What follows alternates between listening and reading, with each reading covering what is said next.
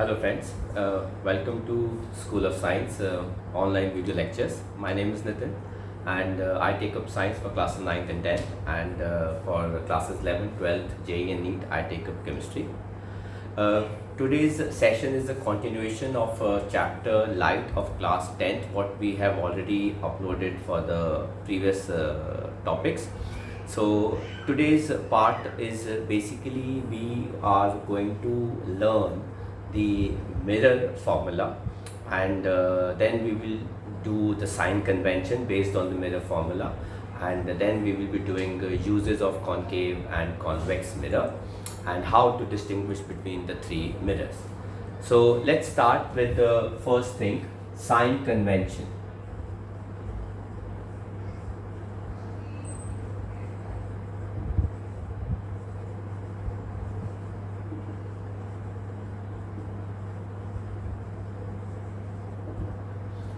So as you can see the graph, in a graph basically we have axis, and this is basically the origin, and this is the positive x-axis, this is y-axis and it is positive. Similarly, this is the negative part of the x-axis and negative y-axis. So in mirrors we take this point, जो graph के अंदर basically origin होता है, for mirrors we take this point as pole. So we have two mirrors. First is concave mirror and second one is convex mirror.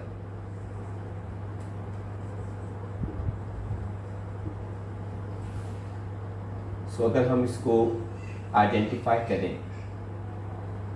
तो formula जो हमारे पास आता है that is 1/f is equal to 1/v plus 1/u.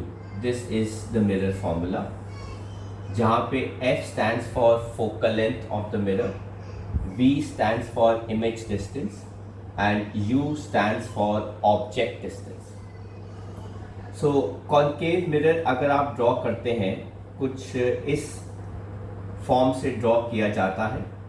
अगर ये उसका पोल हो गया, ग्राफिकली ये ओरिजिन हो गया, तो फोकस और सेंटर ऑफ कर्वेचर दोनों इस साइड पर लाई करते हैं. सिंस इसका centre of curvature left side पर लाई करता है तो इसका फोकस भी लेफ्ट साइड पर लाई करेगा. तो इस वजह से फोकल लेंथ अगर आप पोल से इधर मेजर कर रहे हैं, अगर आप ओरिजिन से इधर मेजर कर रहे हैं, तो वो क्या होती है, नेगेटिव हमेशा. ऐसे ही अगर हम कॉन्वेक्स मिरर को देखें तो this is the reflecting part, and since ये कर्व इस साइड पर आता है तो इसके लिए सेंटर ऑफ कर्वेचर यहाँ लाई करेगा, तो फोकस भी यहाँ लाई करेगा. तो distance between this pole and focus, ठीक है ना, जिसको हम क्या कहते हैं, फोकल लेंथ, तो इस केस के लिए वो क्या हो जाता है, नेगेटिव, पॉजिटिव सॉरी, क्योंकि आप उसको यहाँ से यहाँ मेजर करते हैं. So it is from pole to right hand side, तो आप उसको ऐसे मेजर कर रहे हैं. So focal length for convex mirror is always positive. Next जो आता है वो आता है ऑब्जेक्ट डिस्टेंस.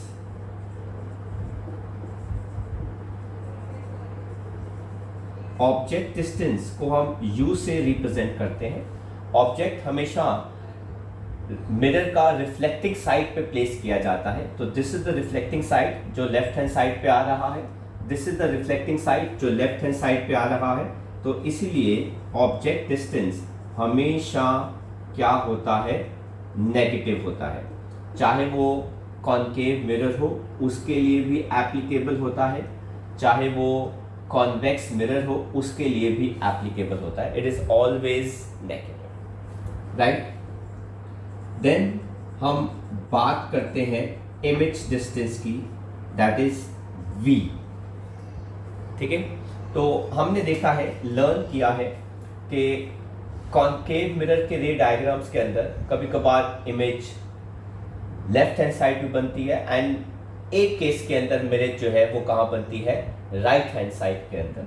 तो इमेज डिस्टेंस यहाँ पर अगर तो वो लेफ्ट हैंड साइड पे बन रहा है तो वो नेगेटिव भी हो सकती है, इसलिए हमने इसको लिखा नेगेटिव और लेफ्ट हैंड साइड पे।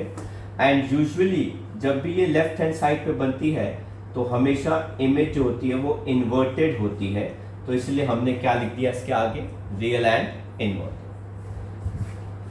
लेकिन in case of convex mirror image जो है वो कभी भी लेफ्ट हैंड साइड पे नहीं बनती, तो इसलिए कॉन्वेक्स मिरर के केस के अंदर इमेज डिस्टेंस कभी भी नेगेटिव नहीं होता। Then we talk about image distance v as positive. तो अगर इमेज डिस्टेंस पॉजिटिव है तो इमेज कहाँ बनती है, राइट हैंड साइड पर, मतलब मिरर के इस साइड पे बनेगी राइट हैंड साइड पे, और जब भी वो राइट हैंड साइड पे बनेगी तो वो क्या होती है, वर्चुअल एंड इरेक्ट। लेकिन इस केस के अंदर कॉन्वेक्स मिरर के केस के अंदर इमेज हमेशा बनती ही राइट हैंड साइड के ऊपर है, इसलिए v इस केस में हमेशा क्या आएगा, पॉजिटिव। तो अगर इन केस आपकी कैलकुलेशन में v बाई चांस नेगेटिव आ गया तो दैट मीन्स आपने कोई ना कोई गलती करी है, तो आप उसको रीडू कर सकते हैं। नेक्स्ट हमारे पास आता है दैट इज ऑब्जेक्ट हाइट। इसको हम क्या लिखते हैं, HO। हम ऑब्जेक्ट प्रिंसिपल एक्सिस के ऊपर रखते हैं, तो अगर आप प्रिंसिपल एक्सिस के ऊपर ऑब्जेक्ट रखेंगे टूवर्ड्स द वाई एक्सिस तो वो हमेशा क्या होता है, पॉजिटिव। तो ऑब्जेक्ट हमेशा क्या होता है, पॉजिटिव, चाहे वो कॉनकेव मिरर हो चाहे वो कॉन्वेक्स मिरर हो, ऑब्जेक्ट डिस्टेंस हमेशा क्या होता है, पॉजिटिव। रही बात इमेज हाइट की, अगर इमेज हाइट आती है पॉजिटिव दैट मीन्स इमेज जो है प्रिंसिपल एक्सिस के ऊपर बन रही है, तो वो क्या होगी, वर्चुअल एंड इरेक्ट। अगर इमेज क्या आती है पॉजिटिव तो वो क्या होगी, वर्चुअल एंड इरेक्ट। इस केस के अंदर तो हमेशा इमेज पॉजिटिव ही आती है, ठीक है, क्योंकि वो हमेशा ऊपर ही बनती है प्रिंसिपल एक्सिस के। अगर आपको रिमेंबर हो कॉन्वेक्स मिरर में इमेज जो है वो हमेशा between pole and F fall करती है और वो ऊपर की तरफ बनती है, तो is always virtual and erect. But कुछ केसेस ऐसे भी होते हैं जहाँ पे इमेज की हाइट जो है वो कहाँ पे आती है, नेगेटिव। अगर इमेज नेगेटिव आ रही है तो वो क्या होती है, real and inverted. That means वो प्रिंसिपल एक्सिस के नीचे बनती है, और इस केस में ऐसा कभी नहीं होता, इस केस में ऐसा कभी नहीं होता, राइट। तो ये आ गया हमारे पास मिरर फॉर्मूला, ये आ गया हमारे पास पूरा sign convention for concave and convex mirror. जो नेक्स्ट इसके बाद पार्ट आता है वो आता है मैग्निफिकेशन। वो क्या आता है, मैग्निफिकेशन। इसको हम लीनियर मैग्निफिकेशन भी कहते हैं, इसको हम M से लिखते हैं, ठीक है। मैथमेटिकली अगर आप इसको डिफाइन करते हैं तो ये होता है negative ratio of image distance over object distance, ठीक है। इसको आप ऐसे भी कहते हैं, it is the ratio of image height over object height. तो मैग्निफिकेशन हमें ये बताती है कि कोई भी इमेज कितनी छोटी या कितनी बड़ी बनती है। अगर मैग्निफिकेशन की वैल्यू 1 आती है so it means image height और ऑब्जेक्ट हाइट दोनों क्या है, बराबर आते हैं। अगर मैग्निफिकेशन मोर देन 1 है तो इसका मतलब होता है इमेज ज़्यादा बड़ी होगी एज कंपेयर टू ऑब्जेक्ट, और अगर मैग्निफिकेशन लेस देन 1 है तो इसका मतलब होता है इमेज की हाइट छोटी है और ऑब्जेक्ट की हाइट बड़ी है। इसमें एक एस्पेक्ट और भी आता है, वो ये आता है कि लेट्स सपोज अगर मैग्निफिकेशन पॉजिटिव आती है, अगर मैग्निफिकेशन पॉजिटिव है इसका मतलब होता है इमेज वर्चुअल एंड इरेक्ट है, और अगर मैग्निफिकेशन नेगेटिव आती है तो इमेज जो है वो क्या है, रियल एंड इन्वर्टेड, राइट। तो ये सारे फॉर्मूलेज आप यूज़ करके आप अप्लाई कर सकते हैं for numericals based on mirror.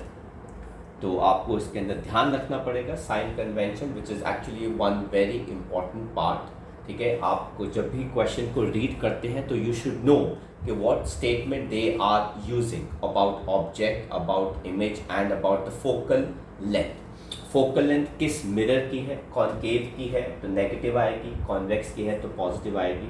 बच्चे अक्सर इसके अंदर गलती कर देते हैं और एक पॉजिटिव या नेगेटिव की गलती आपके पूरे न्यूमेरिकल को ख़राब करके रख देती है। तो it's a silly mistake which we do earlier, जिसका रेपरकशन हमको बाद में जो है वो फेस करना पड़ता है। अब हम बात करते हैं यूजेस ऑफ कॉनकेव मिरर की।